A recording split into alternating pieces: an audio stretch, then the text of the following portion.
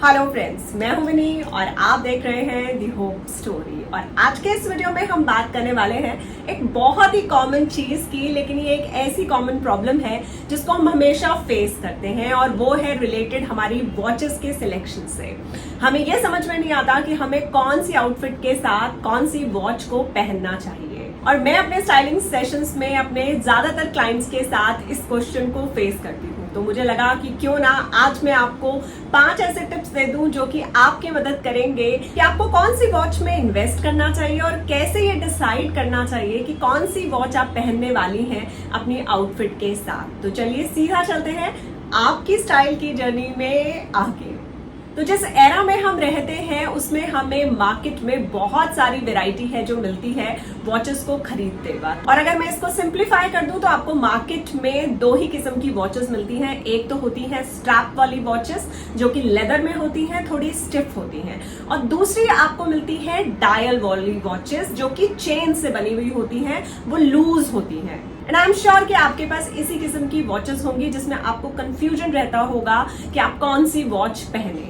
तो पहली चीज आपको ये समझनी होगी कि जो वॉच का साइज है वो आपको डिसाइड करना है अपनी रिस्ट के अकॉर्डिंग। अगर आप प्लस साइज हैं और अगर आप सिलेक्ट कर लेंगी कोई ऐसी वॉच जो कि काफी ज्यादा थिन है, तो प्रोबेबिलिटी ये है कि जो आपकी वॉच है वो बहुत स्टैंड आउट नहीं करेगी आपकी आउटफिट के साथ। और कितनी बार ये भी होता है मेरे क्लाइंट्स के साथ कि वो होते तो पतले हैं लेकिन उनकी जो रिस्ट है वो काफी ब्रॉड होती है। तो अगर आप उनमें से हैं जिसका बॉडी फ्रेम जो है वो बहुत ज्यादा बड़ा नहीं है लेकिन जो रिस्ट है वो काफी ज्यादा ब्रॉड है, तब भी आपको इस बात का ध्यान रखना होगा कि आपको बहुत ज्यादा थिन वॉचेस में इन्वेस्ट नहीं करना चाहिए। तो मैं इसको बहुत ज्यादा टेक्निकल या कॉम्प्लिकेटेड नहीं करूंगी, आपको सिंपली अपनी रिस्ट को देखते हुए सिर्फ इस बात का ध्यान रखना है आपकी जो वॉच है जब आप उसे प्लेस करें अपनी रिस्ट के सेंटर में तो दोनों तरफ से थोड़ा स्पेस होना काफी ज्यादा जरूरी है। और इसका मतलब ये है कि जो वॉच है वो इस किस्म की नहीं होनी चाहिए कि वो आपके पूरे रिस्ट को कवर कर ले। तो आपको जो साइज है वो अपनी रिस्ट को देखते हुए डिसाइड करना है। स्ट्रैप वॉचेस या डायल वॉचेस ये आपकी अपनी पर्सनल चॉइस हो सकती है कि आप किस में ज्यादा कंफर्टेबल फील करती हैं, तो वो आप उसके अकॉर्डिंग डिसाइड कर सकती हैं। और जो सेकंड इंपॉर्टेंट फैक्टर है वो है आपका प्रोफेशन। अगर आप होम मेकर हैं तो आपको बिल्कुल इस तरीके से डिसाइड करना चाहिए अपनी वॉचेस को कि वो ज्यादा से ज्यादा कंफर्टेबल हो। अगर आपको घर पर वॉच पहनना पसंद है तो कंफर्ट जो है वो आपकी प्रायोरिटी होनी चाहिए। और अगर आप किसी प्रोफेशन में हैं, आप बैंक में हैं, आप डॉक्टर हैं या अगर आप टीचर हैं, तो आपको इस बात का ध्यान रखना होगा कि आपकी वॉचेस हो वो काफी ज्यादा क्लासी हो, एलिगेंट हो। अगर आप बहुत ज्यादा डिटेलिंग वाली वॉचेस में इन्वेस्ट कर देंगी तो वो आपकी आउटफिट को डल कर देंगी और सारी अटेंशन ले लेंगी।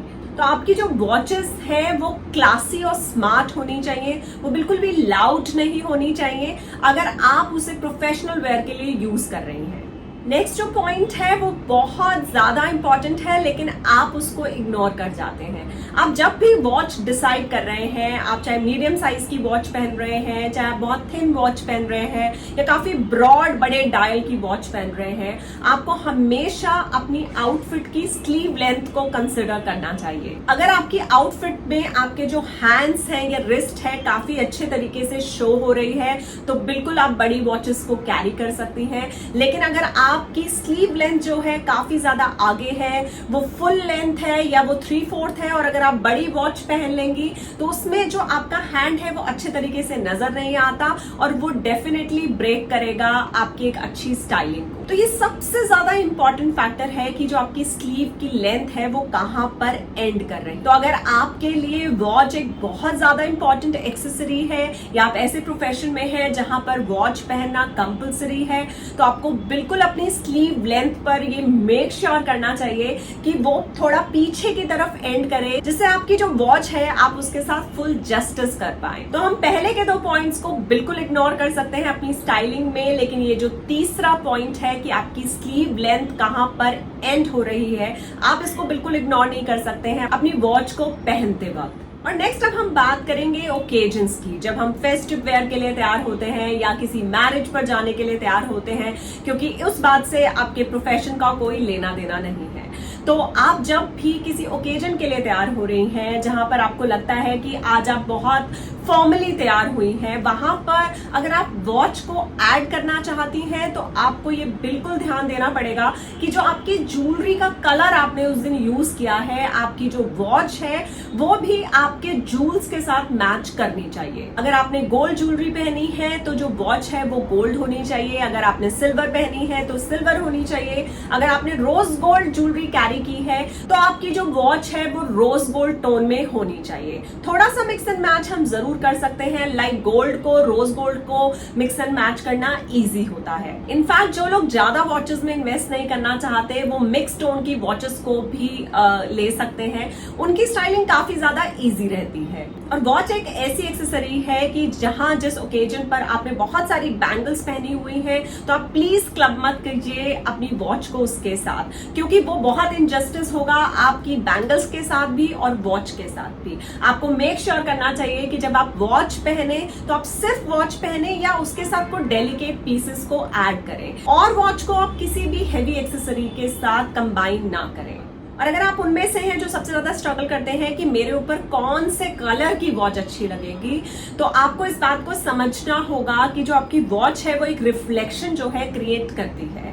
तो आपको बिल्कुल क्लैरिटी होनी चाहिए इस बात की कि आपका स्किन अंडरटोन क्या है। वैसे स्किन अंडरटोन से रिलेटेड ऑलरेडी इस चैनल के ऊपर एक बहुत ही अच्छा वीडियो है और मैं इस वीडियो के एंड में उसका लिंक भी आपको दे दूंगी, आप वो देख सकते हैं और आप उस वीडियो को देखने के बाद अपनी स्किन अंडरटोन को समझ सकती हैं और उसके बाद कलर को डिसाइड कर सकती हैं कि गोल्ड वॉच आपके ऊपर ज्यादा अच्छी लगेगी, रोज गोल्ड ज्यादा अच्छी लगेगी, सिल्वर ज्यादा अच्छी लगेगी या मिक्स्ड कलर वॉचेस आपके ऊपर अच्छी लगेगी। और अगर आप स्ट्रैप वॉचेस पहनती हैं तो उसका कलर भी आपको अपनी स्किन अंडरटोन के अकॉर्डिंग ही डिसाइड करना चाहिए। और स्किन अंडरटोन जानना ज्यादा इंपॉर्टेंट इसलिए है क्योंकि वो हमें लिबर्टी देता है, पावर देता है कि हम अच्छे तरीके से अपने कलर्स को पहचान पाते हैं। और इसको अगर मैं इजी करके बताऊं तो इस तरीके से कि जब हम कभी तैयार होते हैं और अचानक हमारी मम्मी, हमारी दादी, नानी या बच्चे हमें बोलते हैं कि ये कलर तो तुम पर इतना ज्यादा खिल रहा है, और ऐसा इसलिए है कि वो आपके स्किन अंडरटोन को कॉम्प्लीमेंट कर रहा है। एंड आई होप कि मेरा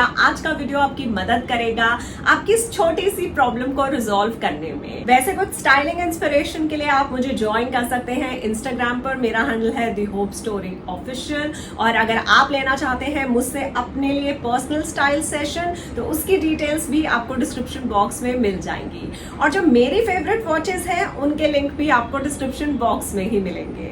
और अगर इस वीडियो से आपको कुछ हेल्प मिली हो तो जरूर इस वीडियो को लाइक कर दीजिएगा और चैनल को सब्सक्राइब कर लीजिएगा मुझे एनकरेज करने के लिए। और मैं मिलूंगी आपसे बहुत ही जल्दी नेक्स्ट वीडियो में। Till then keep going and keep growing.